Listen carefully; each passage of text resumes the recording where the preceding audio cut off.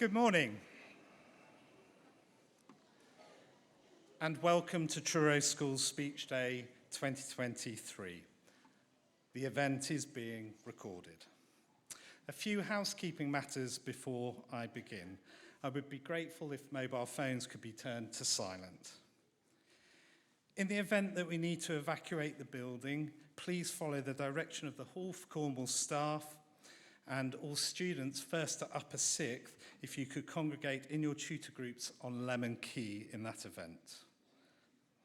Can I request that all school prize winners please stay behind in the stalls at the end of the ceremony to have their photos taken with their trophies, prizes before they depart. School, if you wish to do so, you may remove your blazers. It is warm.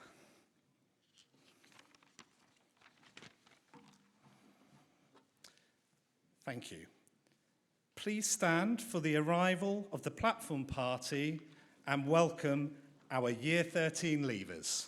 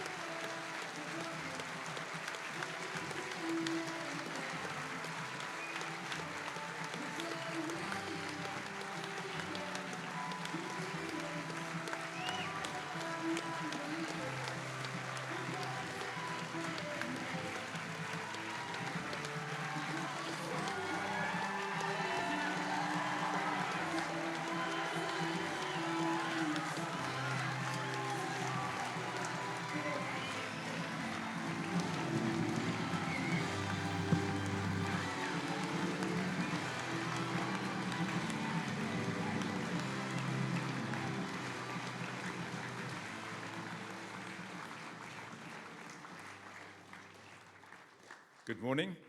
Please be seated.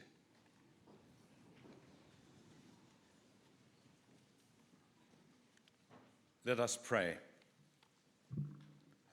Lord, in the Bible, you call us to live abundant lives. Today, we come together to celebrate all that happens in the life of the school, all the lessons that have been learnt, all the adventures and activities we have been involved in, all the music, sport, drama, hikes, and excursions we have enjoyed. We are here to recognize all that every pupil has achieved in the course of the last year and those who have excelled in different things. We've also come together to give thanks for all those who have made all these things possible. Our parents who have watched over us, fed and clothed us, and enabled us to come to this school. Our teachers who have taught us with patience and skill so that we have grown in knowledge and wisdom. Those who have not given up on us and seen the potential in us. The ops staff with their varied roles who enable the school to function effectively, whether it be in handling the finances, providing meals, or maintaining the facilities and grounds we enjoy. Our friends who have stood with us in the good times and the difficult times. For your presence, undergirding all we do with your love, we give you thanks. We ask your blessing on these speech day proceedings and invite you to be our unseen guest, adding your blessing to this occasion. In Jesus' name we pray. Amen.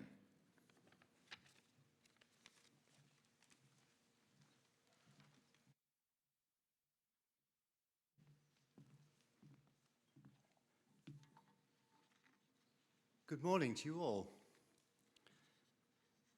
When there was a comment to say the performance was about to begin, I thought I should have brought my guitar. There is an exciting day ahead, so I'll be very brief. But firstly, a very hearty welcome to you all. Mrs. Mayor, Mayoress, honoured guests, governors, former governors, staff, pupils and parents. Welcome to the Hall for Cornwall. This is a new departure and an opportunity to showcase our achievements in the heart of our community and our city. Truro School is so much more than the site and the premises. It's a facility that provides for diverse community inclusion, and as such we should celebrate. That inclusion is provided by you all through everything we do in the interests of education and the development of the next generation. There are some major thanks to be given for making all this happen. So first, my thank you is for all the operational staff here that have made this possible. It's a whole new dynamic to arrange a speech day off-grid, so to speak, and all looks good so far. I say it regularly and without apology, but the staff in Truro School, whether in the teaching or operational side, excel year on year. As a governing body, we are proud of the way that the whole staff deliver with efficiency and excellence. Two examples, if I may. On the teaching side, do go and see the Art and DT exhibition in the Heseltine Gallery, where the creativity and quality are fantastic. And operationally, the landscaping of the new terrace stage and lawn in front of the school adds an innovative area for outdoor performance and congregation. I'd also like to take this opportunity to thank my fellow governors for their part in the structure of the school. They're not involved in the operational duties, but do play a vital role in the leading and the process of setting the strategic direction of the school and delivering governance. This includes compliance with educational policy and standards, the long-term development of the school's buildings and facilities, and maintaining a sound financial footing for a sustainable business. All governors work entirely voluntarily for the good of the school, and I commend their commitment and dedication to ensure the best environment for all children. Thank you all. This brings me on to you all here, the pupils, the parents, the guardians, the carers. The school isn't anything without you. We are very conscious of the sacrifices that you make throughout the school year in all respects to ensure the best education for your family. Thank you as ever for choosing Truro School. Truro School is a special place. It has an important role in the whole community, and I strongly feel that it is integral and plays a vital part in the whole education system in Cornwall. A large part of making Truro School that special place is our Methodist ethos and engagement of our chaplain, Orbin de Grucci. Orbin is sadly leaving us this year after 21 years in post. As a governing body, our ethos and direction is core, and the Christian teaching and pastoral care that he has provided through the school has been so important to us all here. We have all benefited at some point from the Rev's care and advice. Orbin, your flock is here, herded together. To all pupils, and in particular years 11, 12 and 13, although COVID as a pandemic is a distant memory, your time has been severely disrupted, and coping with external examinations has been an unenviable task. The school will, I know, have prepared you well, and to have been there and done it shows the bravery and courage that you all have in you. Finally, I'd like to make mention of the Festival of Compassion, which has taken place at the end of term and primarily on our new terraced lawn. It has been a dream of our head, and now it is a reality. To see the performances of Midsummer Night's Dream, the rock concert, the jazz on the lawn, the musicals night, and many others left me with a real sense of pride. And I'm just a governor. As a parent and performer, I hope you enjoyed it as much as I did. The summer festival is to be built upon, so thank you for your support this year, and do tell your friends. So to you all, on behalf of myself and the whole governing body, thank you. There are exciting, if challenging, times ahead, and as a school, we will look to deliver our aims and maintain our values in the community that is Truro School. Thank you very much.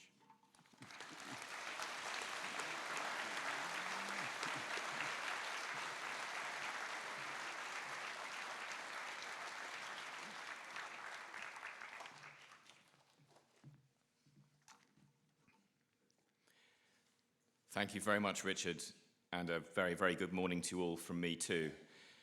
Good morning to all of you who are in person, although to be honest, I can't see any of you because of this light, which is bizarre. I now know what it's like to be on stage and, like my heroes. Anyway, very good morning to you all. If you're here in person, likewise, if you're watching this later on, we are recording today, so actually there's a local audience, there's a national audience, there's even an international audience for today. And a particular shout from me goes out to any of our international boarders who've actually made it all the way home and have then logged straight back in to watch school.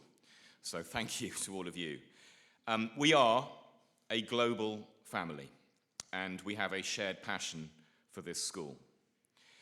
I want to echo the welcome that Rich has given to this splendid venue too. In a year when our school has received national, even global recognition for its musical and performance talent, courtesy of our choristers and the small matter of a coronation, a performance hall does somehow seem really rather apt.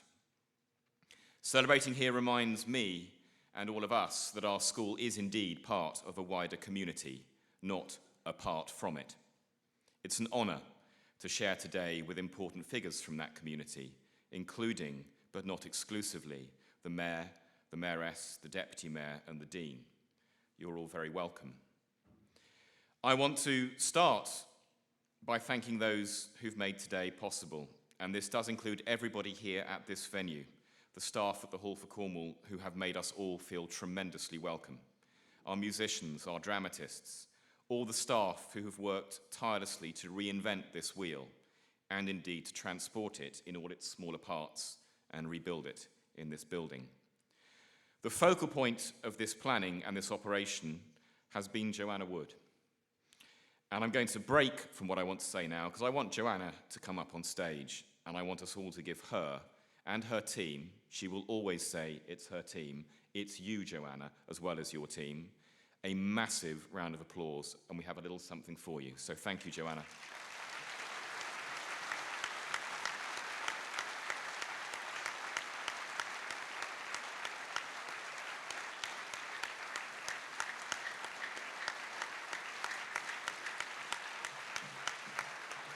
If you're sitting next to Joanna, here we go.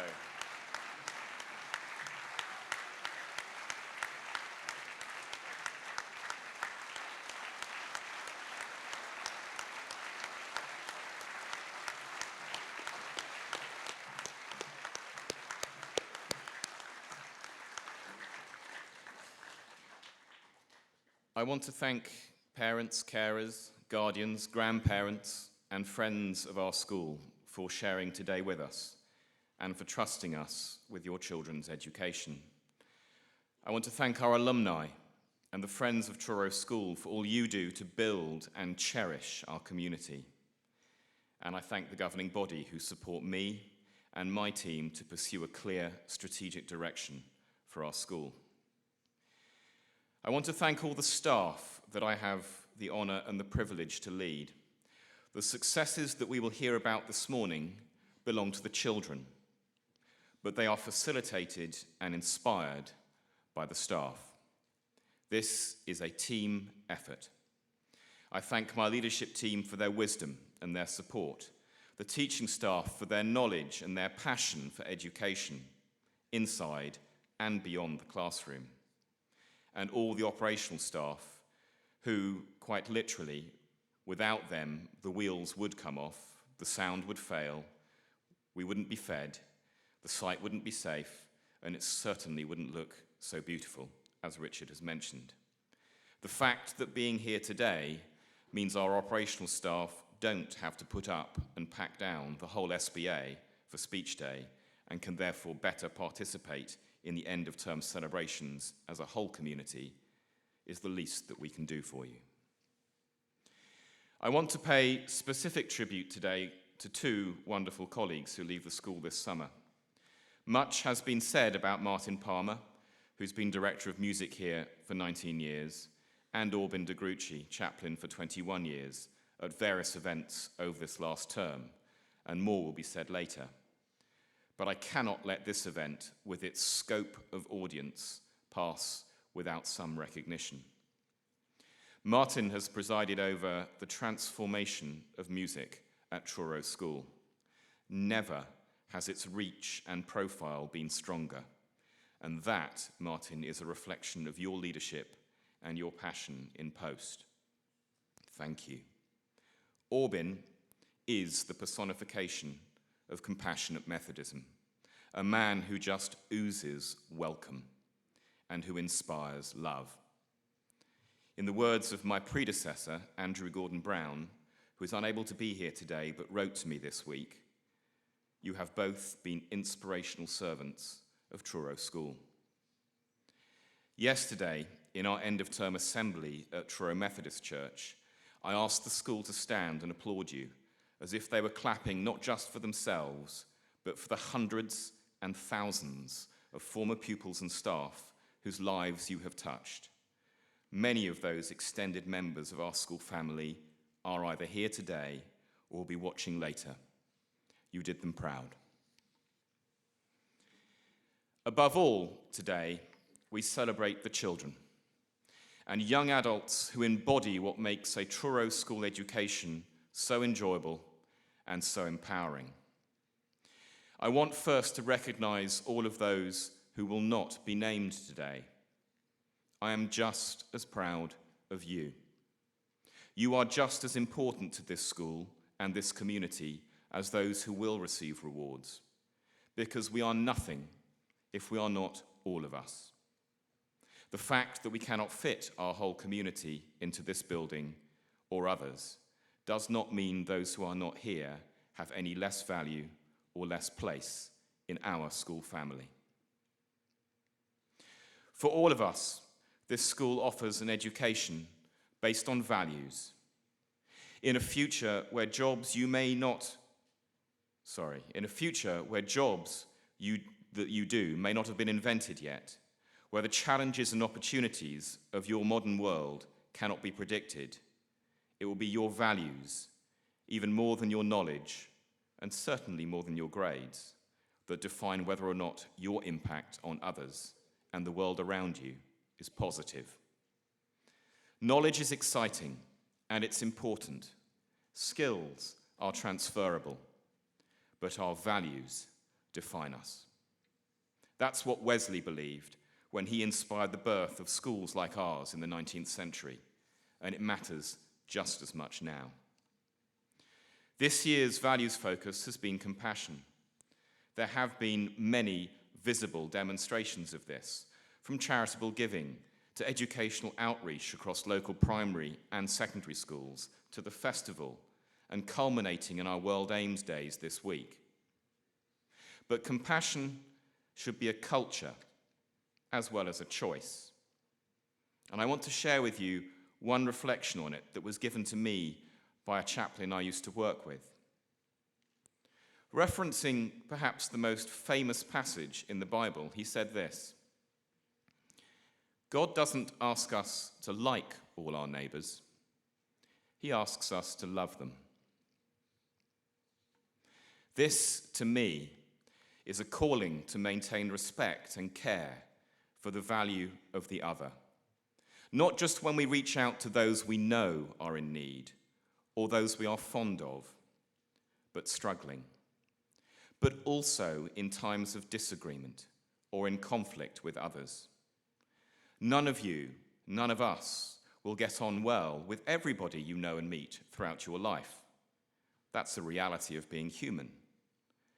But how you handle that through your life is a reflection of your values. Disagree with respect. Tend towards trust. Don't default to doubt. Cherish what we have in common and celebrate difference. In this room, I see hundreds of people who can and often do choose this form of compassion. It fills me with optimism for the future. I like that, and I love this community. Thank you all.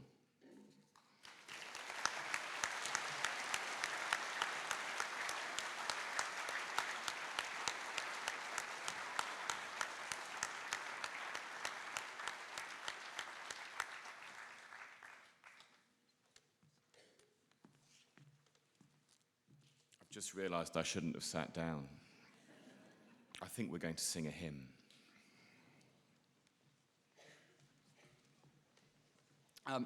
Please do stand and sing this hymn with us. Hopefully many of you will be familiar with this hymn. You might not be quite familiar with the way we do it. There's a slight tweak in the rhythms, so what I'm going to do is I'm going to do a full playthrough for you all, just to get used to how we do it, but the melody is exactly the same. You should hopefully all have lyrics with you.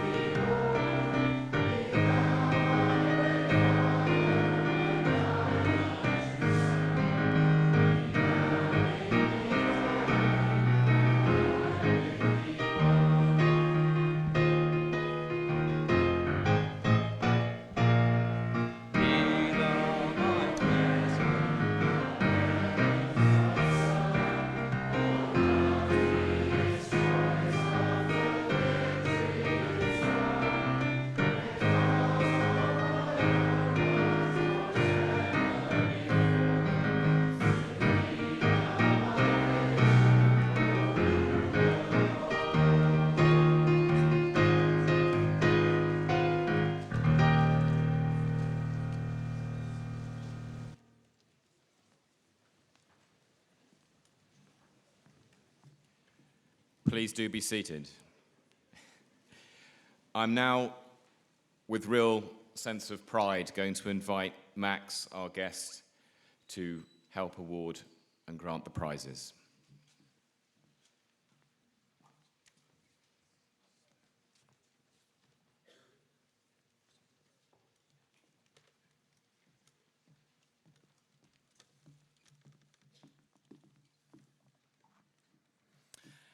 I invite the heads of year of each year group to the stage to announce the relevant prizes for their year. Ms. Eager cannot be with us today, and so the third year prizes will be read by Mr. Picton, head of middle school. Tutors in the first to third year, working with their head of year, award 2 prizes per form, one for effort and one for attainment. These are awarded for sustained overall attainment and commitment and effort in all subjects throughout the whole academic year. And I hand over first to Mrs. Thurlow.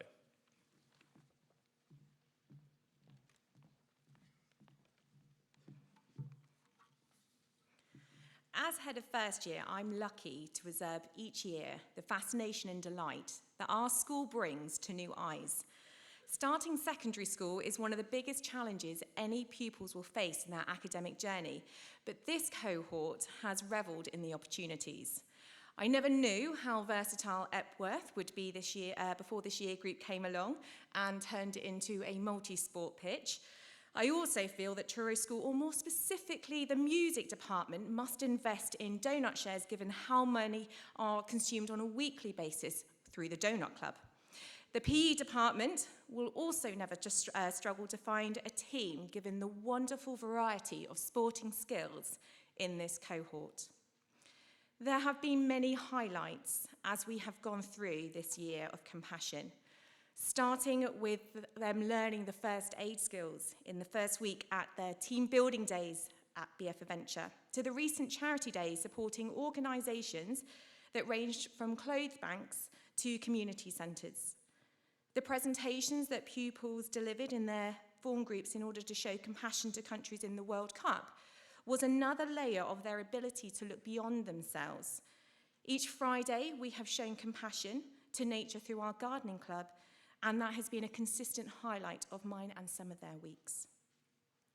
It has been a pleasure helping you guys settle and start your journey at Truro School.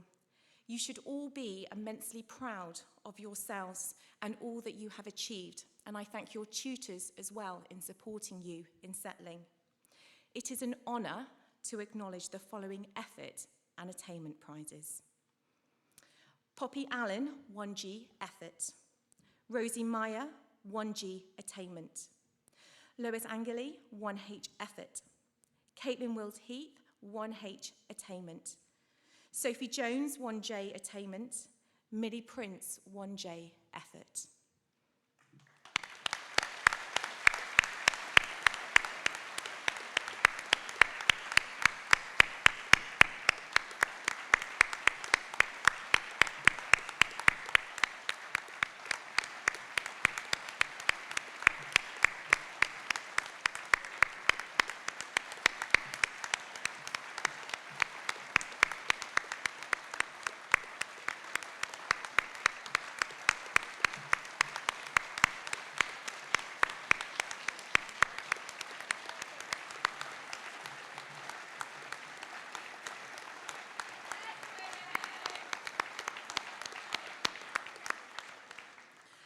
Arlo Felthman, 1K attainment.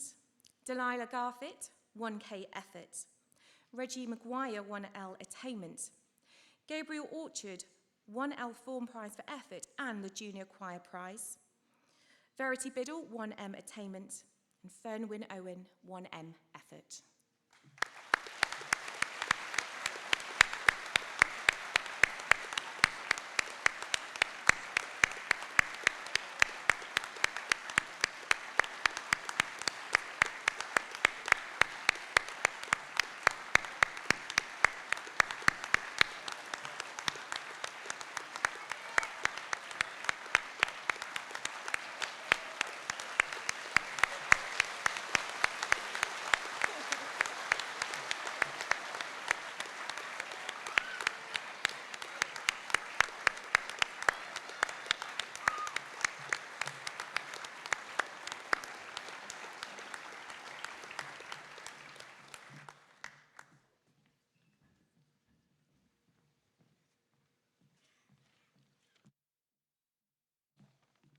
Good morning. It has been a great honour to work alongside the second-year pupils and their tutors this year. We were delighted to be able to return to the Borough Theatre and tread the boards as an entire year group with the new, now infamous Shakespeare Festival. The second years have also started what we hope will be a new annual tradition, the Mince Pie Mile, raising money for charity with an astounding result. They've surfed and sailed seas locally and internationally, skied the piste of the Italian mountainside, and perfected their tennis in Portugal. The French-speaking amongst them have taken their learning experience to the coast of Brittany, and they've thrown themselves wholeheartedly and with great success into competitive projects in science, maths, and geology, to name just a few. In recognition of the talent, hard work, and dedication of our pupils, we were delighted to award colours for the first time to second years this year in sport, drama, and music. I hope you wear your badges with pride. It is a well-deserved and not an easy feat to have achieved. All of you should be proud of your achievement this year, whether they be academic, within extracurricular, or personal. Use the summer to rest, recuperate, and reflect on what you want to do as you take your next steps at Truro School. It gives me great pleasure now to announce the following prizes for academic effort and attainment to our second years. Audrey Afrifa, 2G, effort. Barnaby Orme, 2G, attainment. Aisha Price, 2H, effort. Nathan Chalamutho, 2H, attainment. Joseph Grimshaw, 2J, attainment. And Tansy Grice, 2J, effort.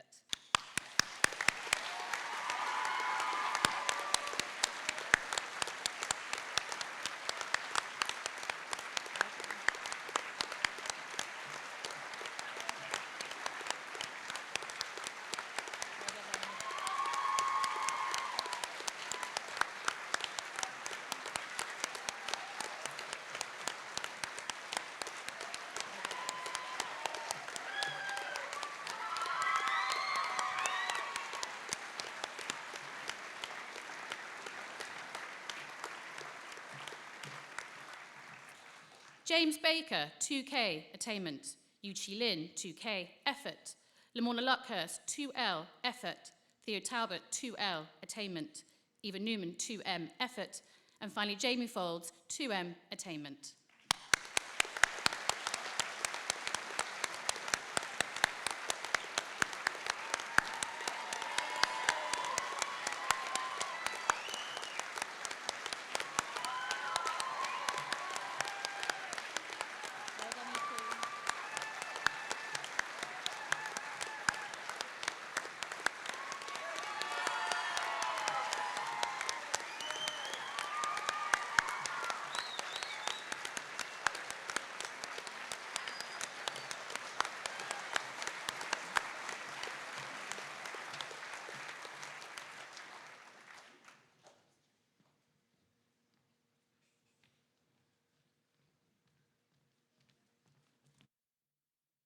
Good morning. Whilst these may not be my words, they echo my sentiments. On behalf of Miss Eager, it's been a busy year for the third years, with numerous successes in sport, music and drama, not to mention bronze D.V., and the recent visit to France, which involved so many of them. Miss Eager was especially impressed with the large number of third years performing so brilliantly in the junior play A Midsummer Night's Dream just a couple of weeks ago. It's a genuine pleasure seeing so many of our third years contributing to our community as they grow in accomplishment and maturity. It's my great pleasure to announce the following prizes to the third year. Charlie Copeland, 3G for attainment. James Elkins, 3G for effort. Elliot Hines, 3H for attainment. Jackson Pinkney, 3H for attainment, for effort, my apologies. Benjamin Osborne, 3J for attainment. And Bethany Corbett, 3J for effort.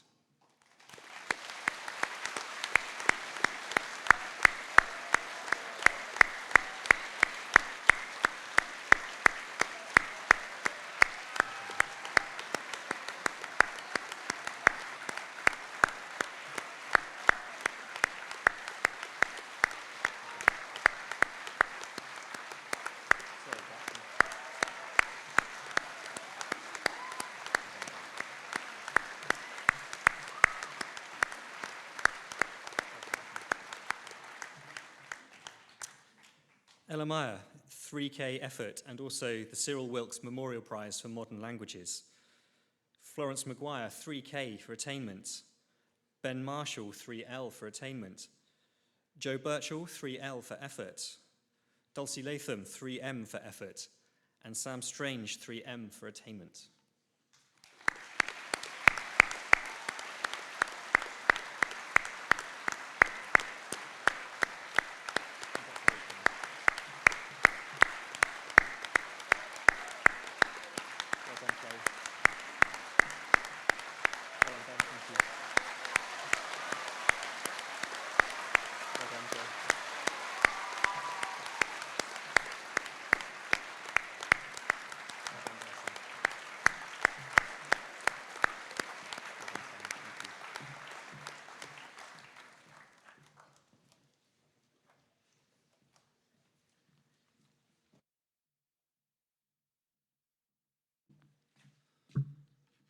Good morning.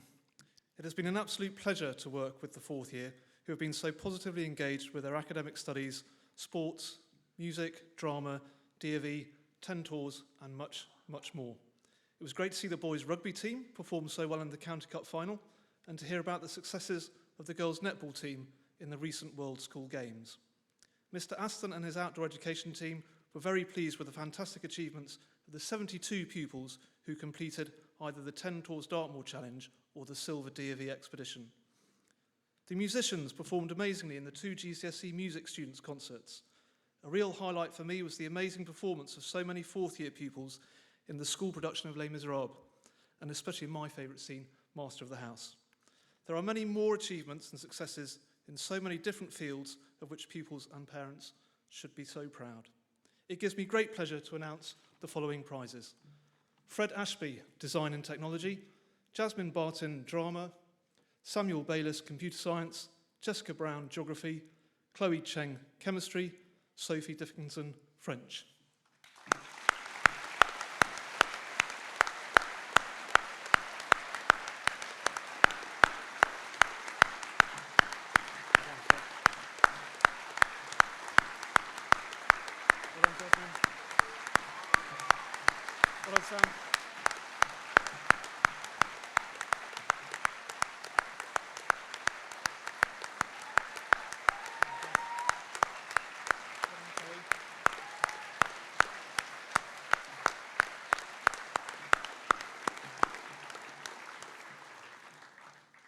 Harry English Physics, Noah Gamble Religious Studies, Celia Gill Biology, Pernica Ipati English, Oriana Mossman Music, and Roberts Preed German.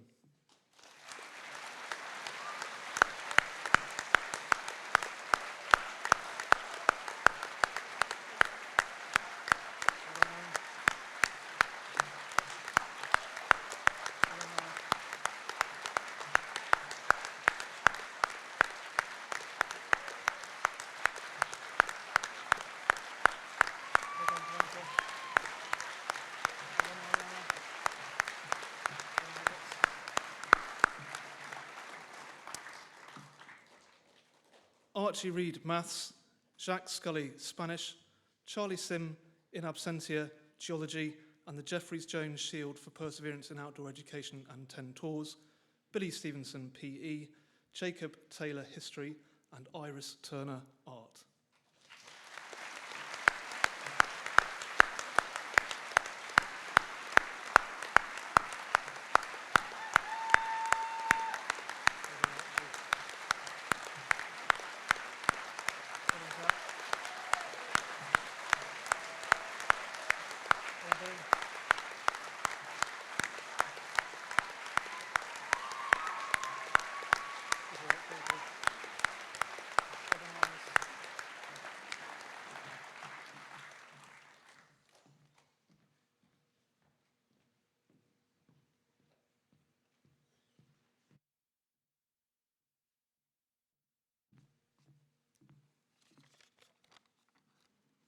Good morning.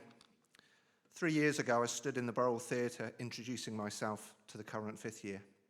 I spoke to them about how fast it will go and not to close their eyes for too long. Because whilst they blink, the time disappears. In that time, they have experienced so many ways of learning: remote, bubbles, hybrid, and in person. They have watched teacher assessment grades, centre assessment grades, but experienced normality of sitting their exams. Our celebration assembly and summer ball gave us an opportunity to come together and enjoy those events. As a head of fifth year, the journey comes to an end. That can be sad, but at the same time really, really exciting to watch how they develop. The tutor team and I will look and watch and hopefully help nurture their journey both at Truro School and beyond. They have been resilient, determined, and adaptable throughout. I will look forward to seeing them again on Results Day to celebrate successes, support disappointment, and everything else in between. I hope they have a wonderful summer, because they certainly deserve it. I'm delighted to be able to award the fifth year prizes to the following pupils. Geology, Sam Bishop. Religious Studies, Rebecca Sharamuthu. Biology in absentia, Jason Chen. And History in absentia, Oliver Deering. And finally, B. Fry, Geography.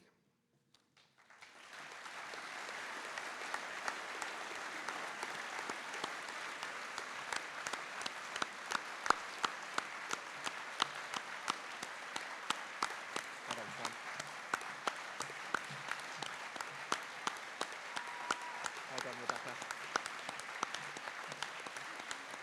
Well done, Boo.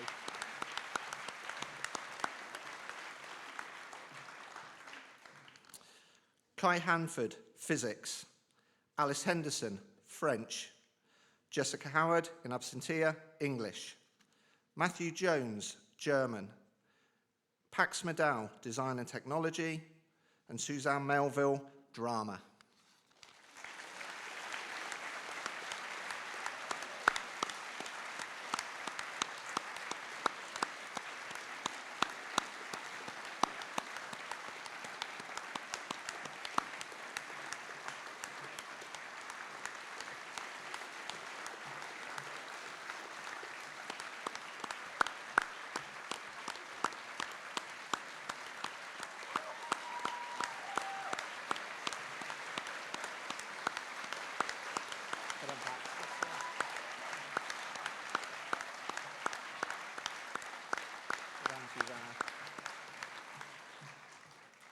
And finally, George Newman, PE. Cyrus Ung, music. Oliver Pierce, chemistry. Stanley Powell, computer science. Olivia Spence, in absentee, art. And Jonathan Taylor, maths.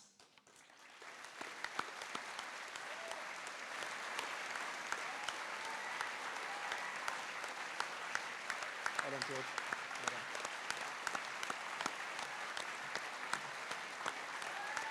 Is that all right? Well done. Well done, Stanley. Well done, Jonathan.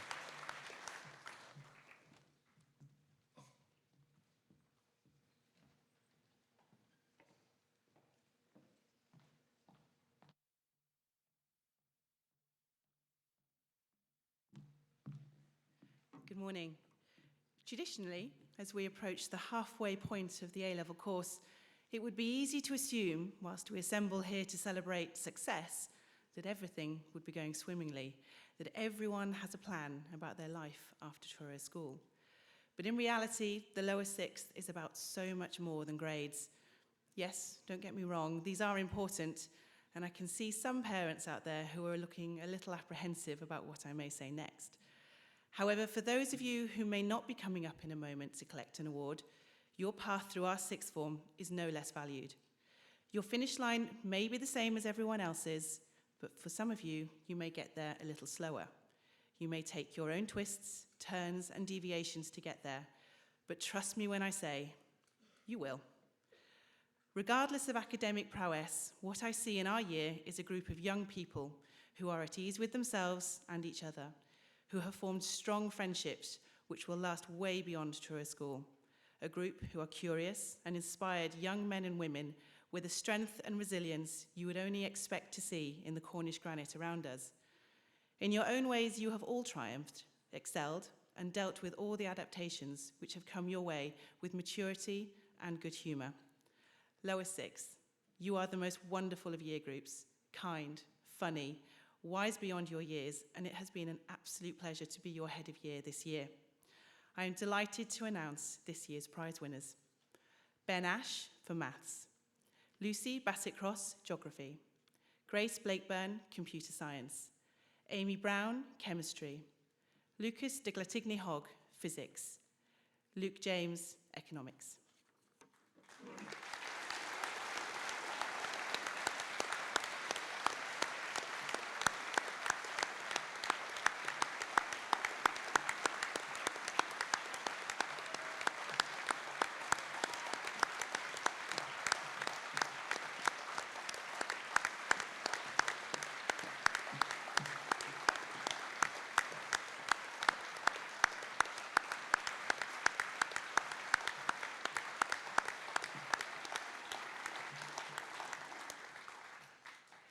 Kunde Mandiza for English and also the Religious Studies Prize. Benji Marsden, German. Finley Meyer Melville, Music. Alice Mooney, French. Lockie Newton, PE. And Lara Odling in absentia for Biology.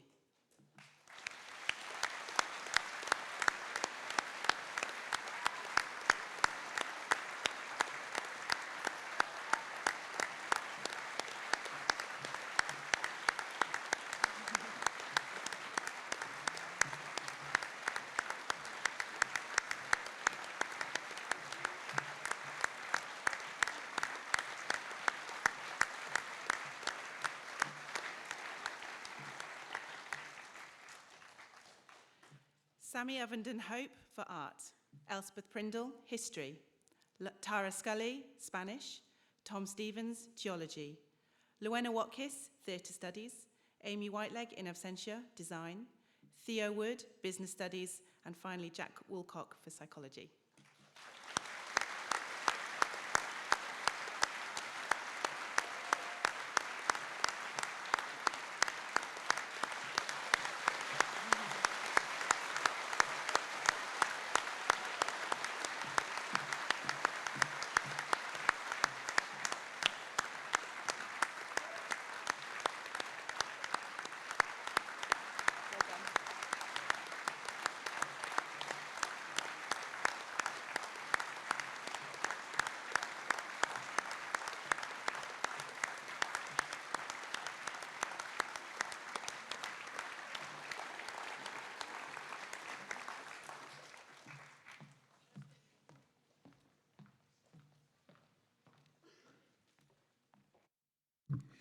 Good morning.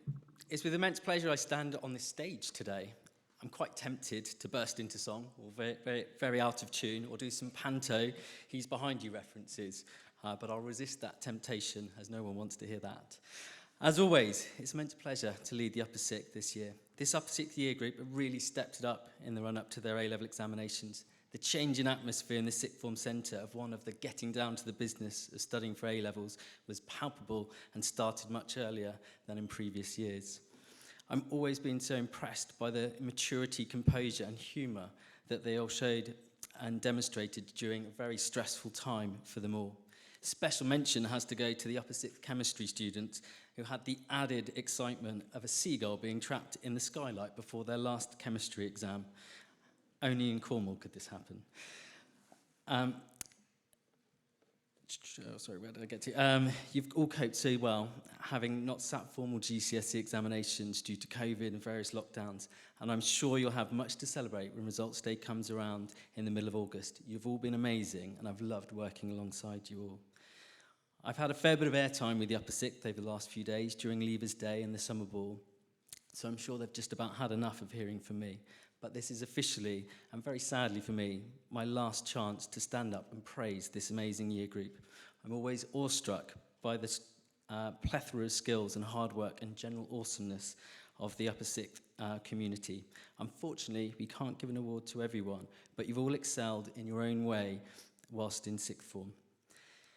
For those Upper Sixth or off to pastures new, we wish you all the best. And remember, don't be a stranger. Do come back and visit.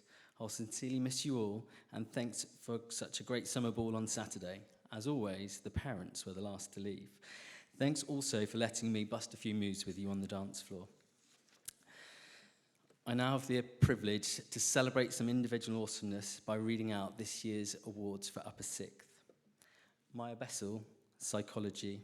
Tegan Blackford, Physics and Outstanding Sporting Achievement. Imogen Dowse, History and Symphony Orchestra. Ashley Folds, Geography. Louis Fletcher, Music and Wind Band. Ken Pelmer, Music, Cup and Jazz Orchestra. George Henderson, Computer Science and Jubilee Cup for Excellence in Design.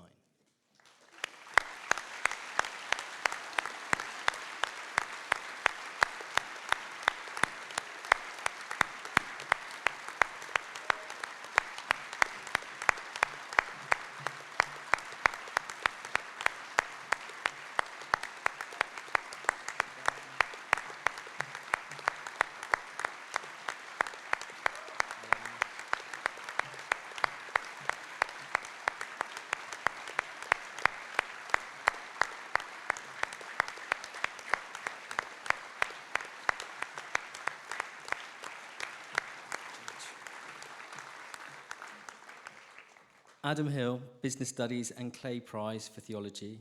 Hector Jessel, Art. Oscar Jones, Design. Kobe Kellett, Economics and Outstanding Service to Sport Award. Chloe Lansdowne, Theatre Studies. And Ella McEwen, Cookery.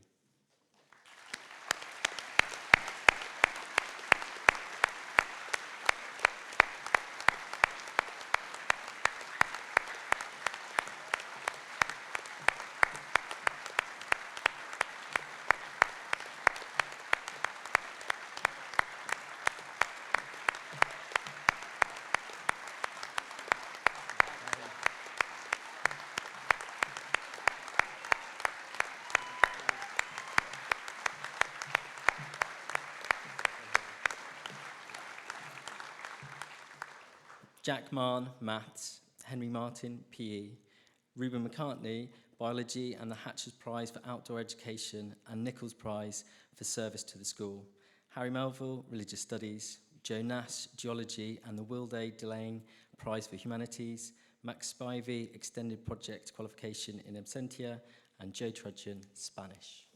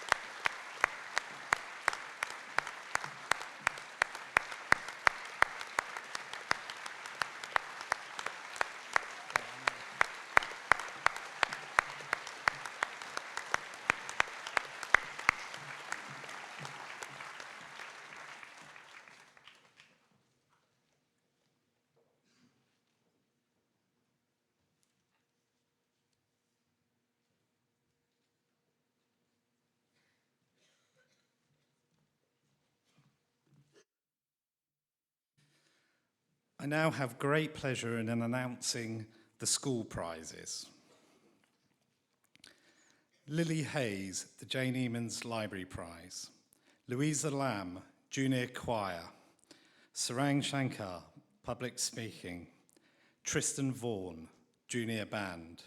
Nemo Lankinen, Junior Orchestra. And Josh Cardigan, the Key Stage 3 PE and Sport Award.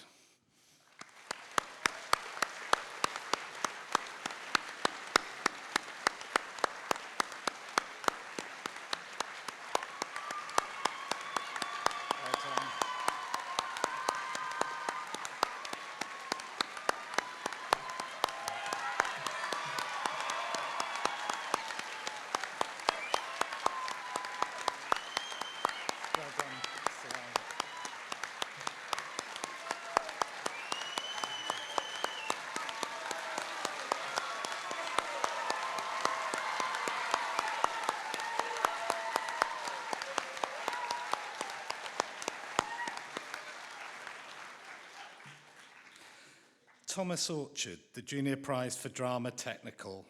Lily Wells, the Junior Prize for Drama Acting. George Wright, in absentia, the C.L. Bryant Prize for Best Sixth Form Scientist. Sophie Mitchell, in absentia, the Key Stage 4 PE and Sport Award. Amari Hussey Lowell, the Day Lewis Prize for Initiative and Enterprise. Louis Murray, in absentia, the Truman Shield for Outstanding Achievement. And Thomas Clegg, the Pritchard Trophy for Sustained Leadership in Outdoor Education.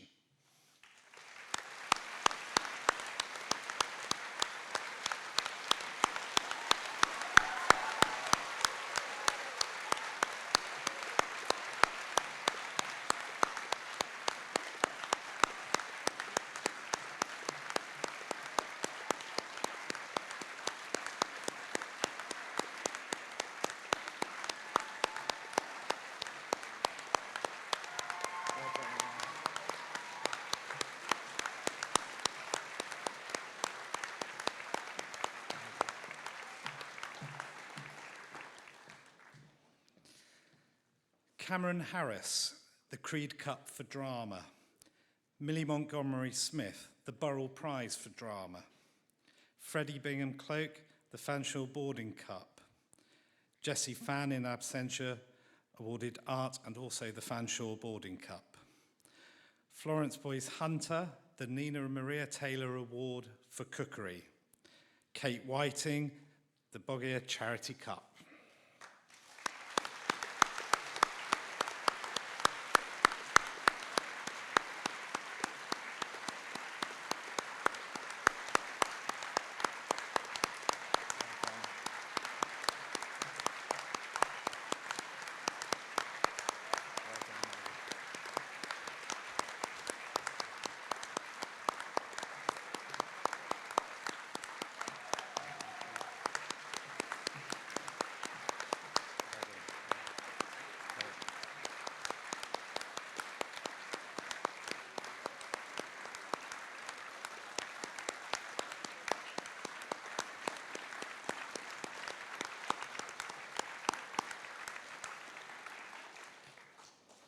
And the final group. Evie Harrison, in absentia, for the Lord Miners of Truro Cup for Grit. Magnus Bushby for English, Senior Choir Henry Doughty Music Cup and Lord Miners Leadership Award. Alicia Bray, the Lord Miners Leadership Award. Oliver Jones, Prize for German and Jacobs Prize for Accompaniment and the S.A. Kwan Videri Shield. And finally, but not least, Saumya Sen, the Heads Cup and the Upper Sixth Prize for Chemistry.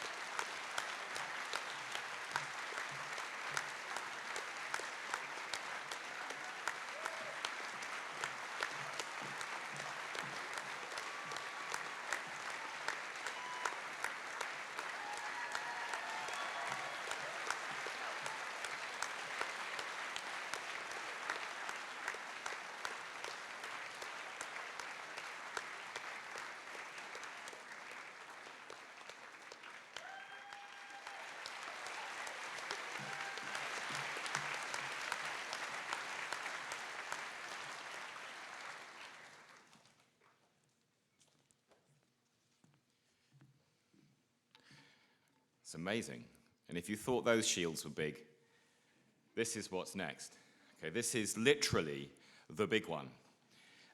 So this is the Opie Shield. It's the prize that goes each year to the winning house. And the house system here, and hence the significance of this shield, is over 100 years old. So every pupil in the school contributes in some way to gaining points for their house to win this shield.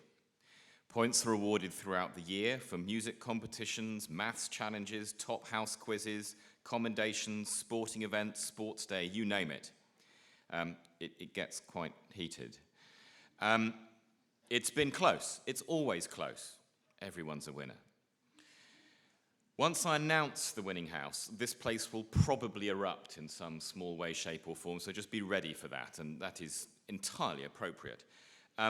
What I'm going to ask when I have announced it is that the designated house captains come up to collect the shield.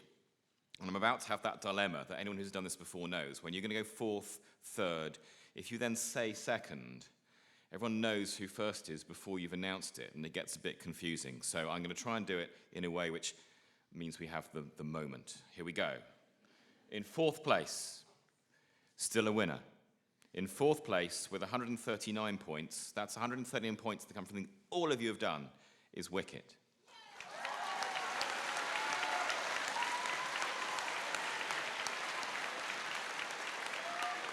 What house were you in?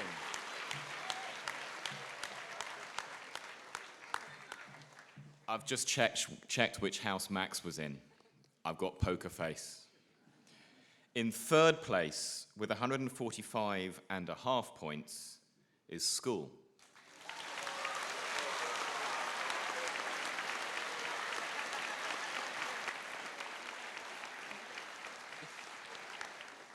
Second place was 159 points. The winning house had 172.5 points. It's between Smith and Vinter. The winning house, with 172.5 points. There's a plague of locusts somewhere. The winning house was Vinter.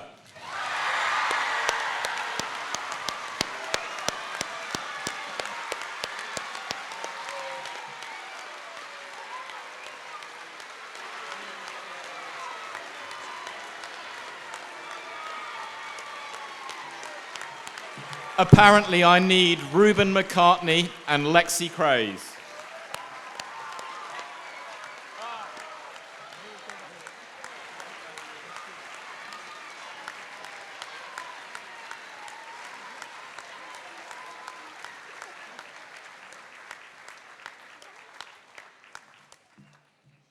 Is Lexi here?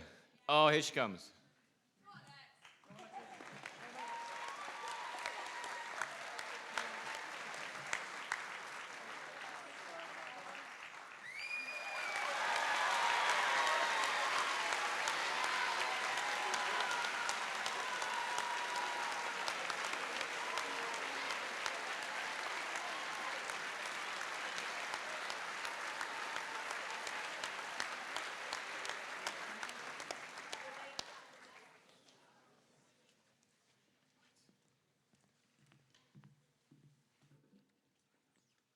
It does say in my notes, Dr. Pope and Mrs. Jobling to lift and present the shield. Congratulations to you two as well. What we're going to do now is I'm going to invite the head boy and head girl up on stage to say a few words. So Salmia and Ollie, it's all yours.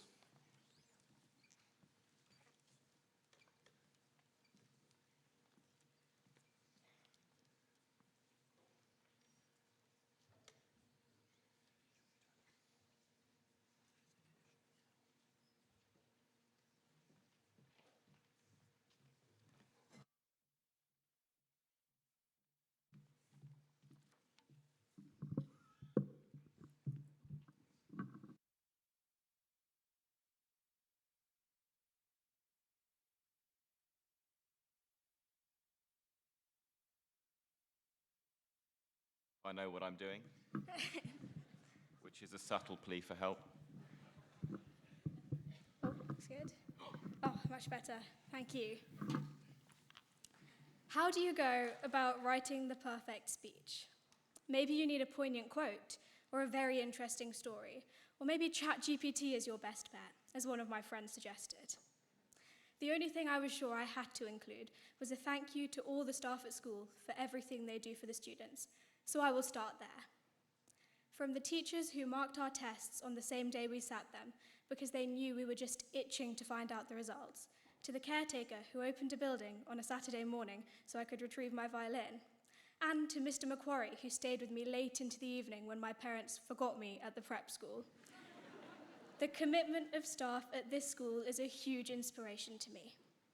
Only as I got older did I come to realise that teachers also have lives, and staying behind after school to run a clinic for me meant sacrificing free time for themselves in the evening. I feel lucky to have had this kind of dedicated support from teachers and to have been able to forge such strong relationships with them. This input from staff during my time here has shaped me as a person in a number of ways. I learnt the importance of compassion from Paula in the sixth form cafe, who taught me how it's nice to be nice by rewarding me with cookies when I offered to help her clear up.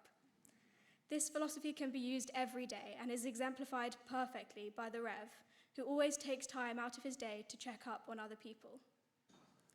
I learned how to balance work and fun from Dr. Smith, who told us during lockdown to post any questions in the chat and he'd respond later because he was going for a surf now. And from Mr. Gustafsson, who told us every lesson to take a 10-minute break, to relax and to get a coffee. They taught me that sometimes you need to prioritize your mental well-being over trying to be perfect. Perhaps most importantly, I have learnt to accept my mistakes.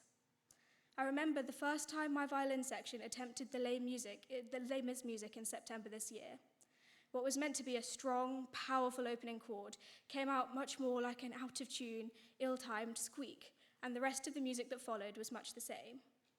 We were scared and honestly ashamed to be letting down the rest of the orchestra, but through many long rehearsals, we managed to play one of the most technically challenging musicals. We performed 5 far from perfect performances, but the sense of accomplishment was far greater than anything I've attempted and got right first time. As a first year, I was terrified to make mistakes, to the extent that I almost exclusively wrote in pencil and erasable pens.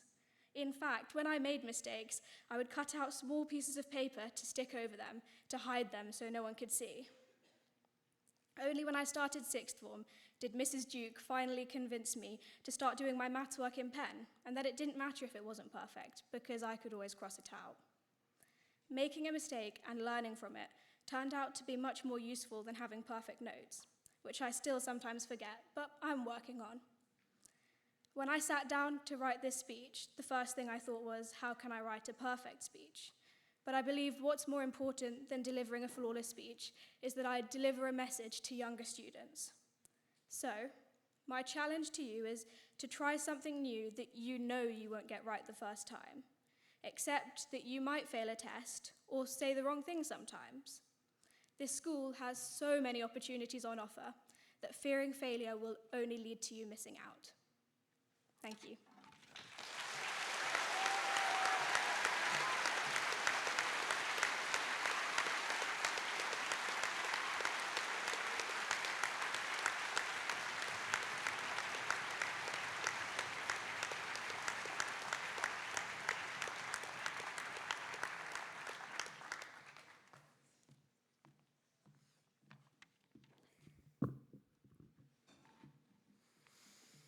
A couple of weeks ago, someone came up to me and shyly asked, "Ollie, why did you decide to become head boy?" In my enthusiasm, I immediately shot back an answer without really thinking. But after my hasty reply, I realized that it was by no means a long-anticipated childhood dream. In fact, when I was in first year, it would never have crossed my mind to apply. But in the past 6 years, I have experienced a significant change in my outlook on life and my personality. There was actually no one reason why I applied. There was no one aim or goal that as head boy I could achieve. And as I applied, I discovered that this role allows you to understand not just the school as a whole, but also the individuals. The people I've had the pleasure to meet this year have made it so special for me. Many of you may know that when I was in 4th year, a total hip replacement ended my 3-year-long battle with arthritis. I have never properly opened up to anyone about my life at this point, but it's safe to say that this was my own private lockdown. I was becoming more and more reliant on other people to tell me what to do and where to go, losing my independence completely. My friends were going out and enjoying living like any other 14 to 15-year-old, and by the end, I was forced to gain the emotional maturity to help cope with it. But aside from the stresses that this brought along with it, never has a situation as burdening as this brought so many positives for me. It has given me a level of emotional integrity and intelligence that I never had beforehand, which has allowed me to take on any advice as I was given as I moved up the school. What was most important for me was that I could begin to understand other people and their situations, so that I could begin to give advice as well as take it. This balance of taking and giving advice ultimately became one of my reasons for applying for the role. My experience was also a major confidence booster. Life confined to bedroom and living room walls became my norm, but the freedom that the school in particular has given me has been a vital lifeline. Whether it's through music, drama, languages, or science, with the encouragement from the dedicated teachers at school, I have had the opportunity to help build an integrated school environment by simply being there for people.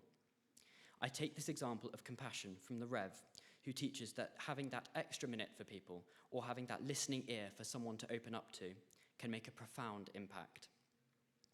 Having other people there when I needed to open up was also so valuable. Before my condition, I would never have had both the confidence and intelligence to become this person. The final aspect is the self-assurance that my situation gave me. The knowledge that what I'm doing both for myself and others is the right thing, which was never made apparent to me until this year. My role as head boy has given me huge insight into who I am as a person and how to forge a path with the qualities I hold. I wanted to end with a quote from an icon of comedy and musical theatre, Tim Minchin. I'll admit the majority of what he has to say would not be so appropriate for a school setting, but I found this quote to embody my values and beliefs. He says, "Learn as much as you can about as much as you can. In other words, be curious and stay interested in what people have to say to you." This ethos is so powerful as it manifests everything I now feel strongly about. Don't be too quick to dismiss things you get asked. It can make a huge difference if you just allow people the time to talk to you. I want to say a final thank you to Mr. Johnson and the team for choosing me for this role and supporting me to become the best version of myself. I also owe so much to you, the students, who have made me feel immensely privileged to have this role. Thank you very much.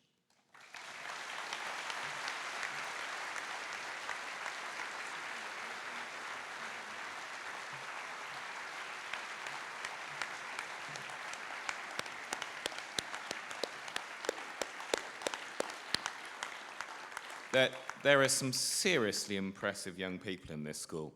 A couple of years ago, I discovered that the head boy and head girl never got given anything other than all of that responsibility and the need to have breakfast with me once a week.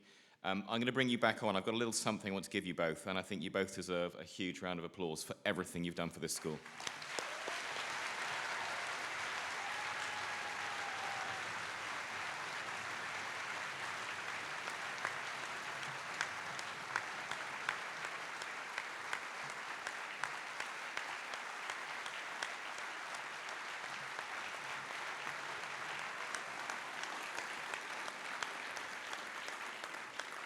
And when it comes to the sort of Tuesday morning breakfast club, not the film, not the film, definitely not the film. It's not just Ollie and Salmia, Magnus and Alicia, who've had awards this evening, but our deputy head boy and deputy head girl. The four of them and I, we have great conversations on a Tuesday morning. It's super insightful. They are insightful. Their honesty has been wonderful. The humour has been fantastic, not mine, theirs. And their breakfasting skills, well, yeah, amazing. Few crumbs in my office. I do want to thank all of you. I know we've just applauded Ollie and Salmia, but I would like also to applaud Magnus and Alicia as well. You and all of your parents should be super, super proud.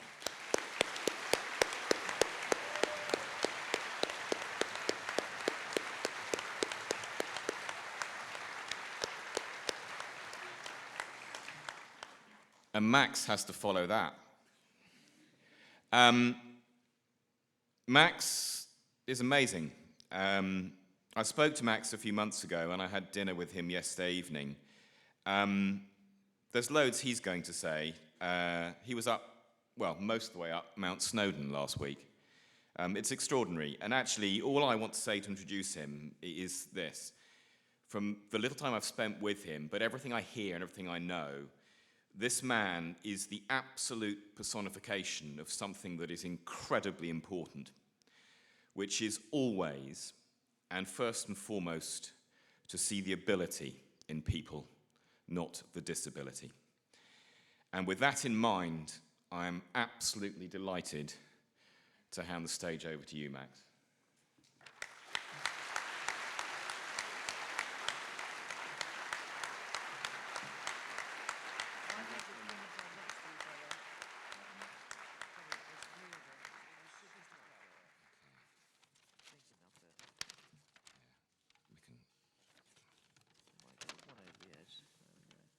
If it falls off, I promise to come back.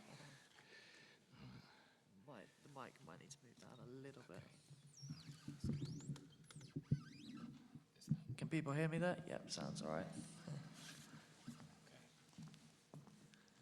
Hello, everyone. May I start by saying what a privilege it is to come back and speak to you all today. It only feels like yesterday I was one of you in the crowd for Speech Day, so to be here now is a great honour. I'm also aware that most of you want to have this over so you can celebrate the end of the year, so I'll try not to waffle on too much and hopefully keep you engaged. When I was first asked to speak, I looked at my career and I thought, what about it can I bring to the table? I'm actually a mid-ranking government economist who's doing pretty well for myself, but I'm not exactly a superstar. However, then I thought about it and I realised it's about so much more than my career. It's about a journey. It's about trials and tribulations, and it's about overcoming the odds. In 2009, during my final year of A-levels, I suffered a spinal cord injury. I broke my neck playing rugby for the second team against what is now Mount Kelly. My life was in an instant turned upside down. Before my injury, I was very sporty, playing rugby, football, cricket, and more for the school. I was a bit of a troublemaker, especially to the teachers I thought deserved it, but overall, I worked pretty hard. I was just your average school pupil. I have many very fond memories of the school here. Mostly they revolved around the school fields, but I'll never forget daring my friend Ben to take a ride on the minibus ladder. We were all on the minibus, and he hid until the last minute when he grabbed onto the ladder as our teacher drove off. He had told us to let the teacher know as soon as it was moving, and he thought it would end there. Of course, we never did this. As we picked up pace down the hill, you could see in his eyes the realization he had no way off. We ended up driving all the way down the hill, down the Snake, past what was then the police station, over the roundabout, and all the way up to the High Courts before the teacher realized that Ben was on the back. The thought of what other members of the public must have been thinking as they saw a Truro school bus emblazoned with the logo and a child hanging on for dear life on the back still makes me chuckle to this day. And yes, before you try it, we were suitably and quite rightly punished. A shout out must also go to the Rev, for whom this will be his final speech day. He was always there to listen and knocked out some cracking sermons. Who knew that Lincoln Park could form a religious lesson? From going from this ordinary school life, I was suddenly in a different world. I spent 3 months in intensive care. I nearly died of pneumonia twice. And then I spent a further 7 months in a spinal rehab centre. It was there I would learn to live with a life where I would never walk again, never have use of my fingers, have significant issues with bowel and bladder, and much, much more. It was tough and it led to some dark places, but what got me through was community. Rehab is a bizarre place where humour, like dark humour, and camaraderie are often the things that get you through. Somewhat related to Truro School, I'd say. Through that incident, I was blessed with finding out the people who truly care for me, and it turned out to be more than I could ever realise. My friends, the school, the rugby community all rallied to support me. People attached to the school raised lots of money to help me buy much needed equipment. They organised visits to come see me all the way up in Salisbury, and I had messages of support from all around the world. A trust fund was set up in my name to help support me, which until very recently was run by a very dedicated Jane Grigg, who's now a retired member of the Truro School staff, and to whom I'm forever grateful. Most of all, my friends stuck by me. Beyond the initial shock, they still treated me like me. Can I just get a drink of water? Sorry. Just bring the can, that's fine. Do you want it in your cup? No, I'll just be in the can, it's fine. Okay. Just pass it to my hands. Cool.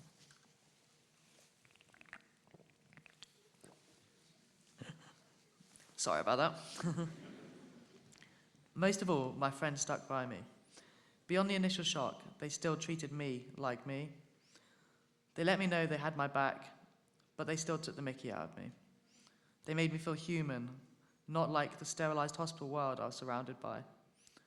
On coming out of hospital, I actually attended my original Leavers Year speech day, but as a pupil still. At the time, I decided to get a purple Mohican haircut in hospital just to add some humour to the situation. When I arrived at speech day, all my best friends had also turned up, rocking Mohicans. Apparently the headmaster at the time, Paul Smith, was not best pleased, but upon being told it was in support of me, it was allowed. A nice bit of compassion from the headmaster there. That support extended when I left hospital. I wanted to get back on track. Truro helped me do that by making special arrangements so I could come back and do my final year. It was tough, coming back in my wheelchair with my friends now moved to uni. Again, it was the people that saw me through. The speech day's theme is compassion. My first day back, I was petrified. I purposely sat alone at lunch, but then suddenly one person moved, then another and another, until I was sat at a full table. It was in that moment my fear was expelled, and that compassion got me through. I'm still close friends with that first person who moved to be next to me. All the support and compassion I was given allowed me to achieve what I have. In a world where only 37% of spinal cord injury people secure employment, with that figure being much, much lower for injuries as severe as mine, I've managed to beat those odds. I completed my A-levels within the first year out of hospital. I got an economics degree. I got a scholarship to do a master's. I then got a job in my desired profession straight out of uni, and I've had multiple promotions since. However, as I said earlier, it's not just work that is important.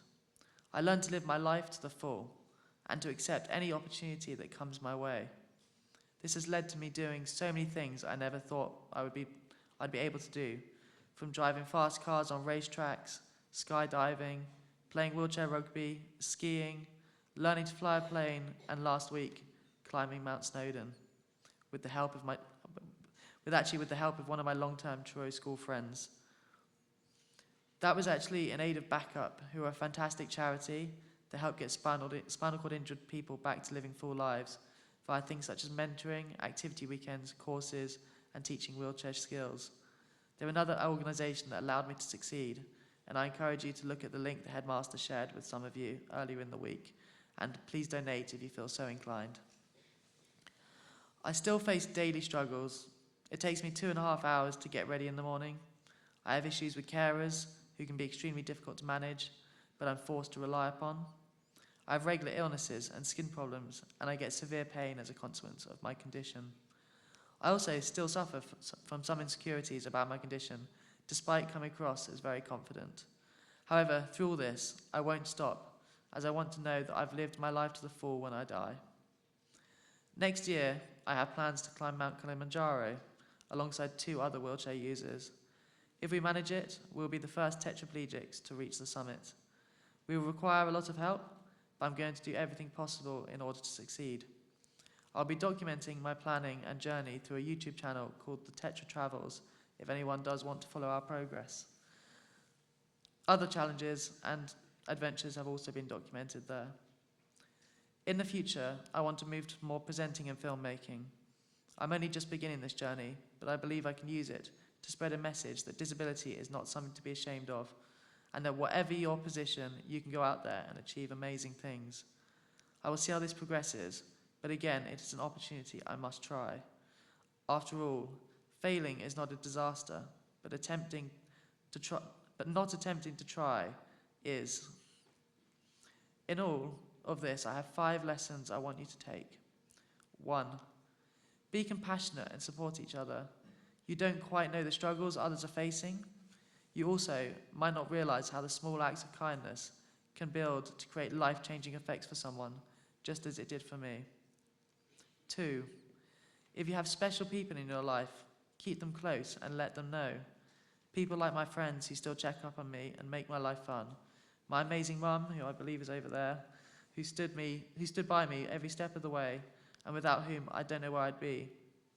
And my wonderful fiancé, who pushes me to be a better self every day and is my rock, who is also sat over there. Nurture those relationships. Tell them you care, and it will help you, and it will also help them thrive. You will have difficult relationships also, but you have to learn which ones are worth your time. 3. Dark times come and go. There will often be problems or things that are difficult, so you must treasure the things that bring you happiness.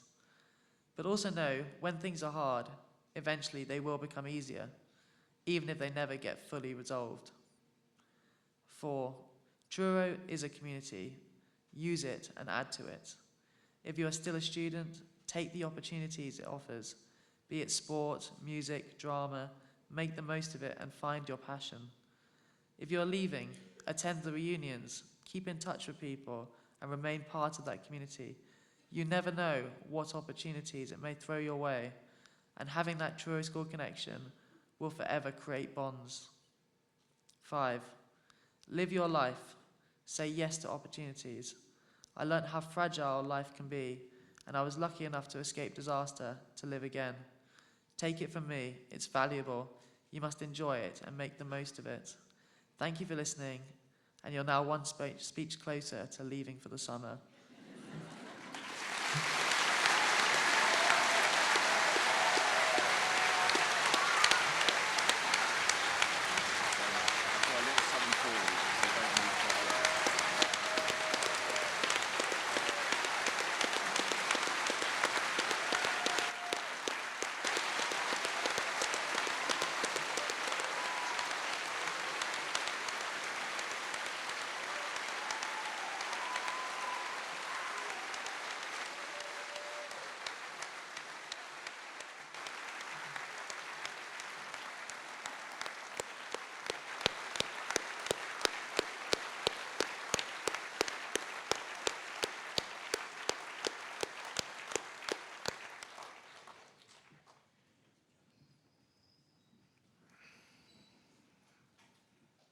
It's amazing when you see such a genuine response to such an inspirational speech. Thank you very much, everybody.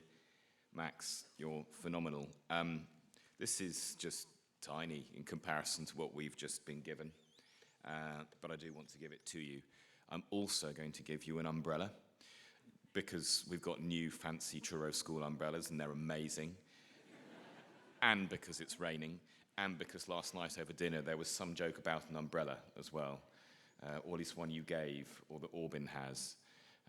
Anyway, it made sense in my head yesterday evening, and I probably shouldn't have externalized that thought now. So let's just start with this.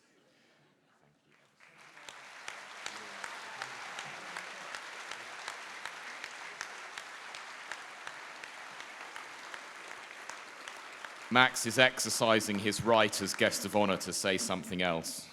I just want to say congratulations to Vinter, because they never won in my time. So.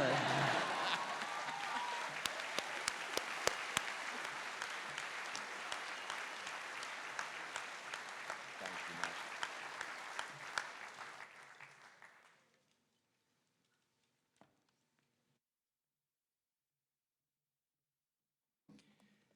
Max. As we draw closer, I want to reiterate all the thanks that were made at the start of today for everybody who is helping right now in real time as well as in planning time to make this such a wonderful occasion. Max has encouraged us to look ahead, and what I want to do now is to just pick up that theme immediately, because it's a real pleasure to announce here in this forum the names of next year's senior prefect team and the head student team. And when I've announced all of these, please do give a rousing round of applause to them. This is not technically a secret anymore, but there will be some people in this room who don't yet know. The head prefects next year, the senior prefect team, in alphabetical order, are Macarena Alvarez, Ben Ash, Amy Brown, Lexi Craze, Lucas de Glatany-Hogg, Florence McCloof, Lara Odling, Tara Scully, Tom Stevens, Sam Stevenson, Oliver Thorpe, Olivia Venables, Rowena Watkis, and Theo Wood. The head of Malvern House is Leora Kwok. The deputy head of Malvern is Asia Tankarin. The head of Trenick is Sam Horn. The deputy head of Trenick is Seb Silver. Next year's deputy head girl is Lexi Craze. The deputy head boy is Tom Stevens. The head girl next year is Tara Scully, and the head boy is Oliver Thorpe. A fantastic team.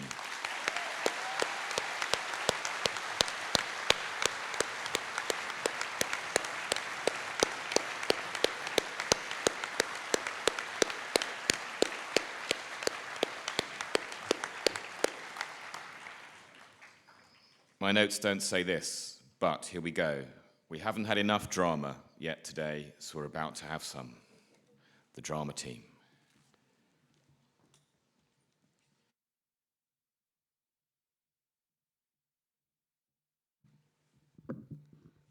If we shadows have offended, think but this, and all is mended, that you have but slumbered here while these visions did appear, and this week an idle theme, no more yielding, but a dream. Gentles, do not reapprehend. If you pardon, we will mend. And as I am an honest pack, if we have an added luck to escape the serpent's tongue, then we will make amends ere long, else the pack a liar call. So good night unto you all. Give me your hands, if we be friends, and Robin shall restore amends.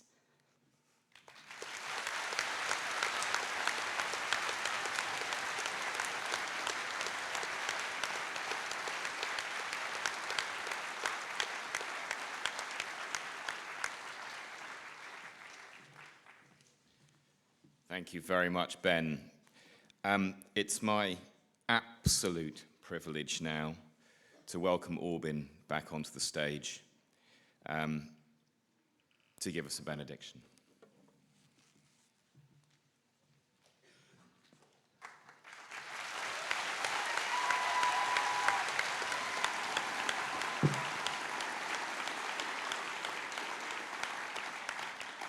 Thank you. Please stand for the benediction.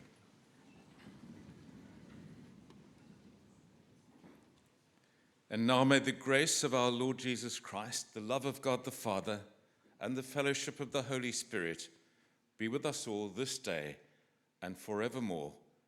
Amen.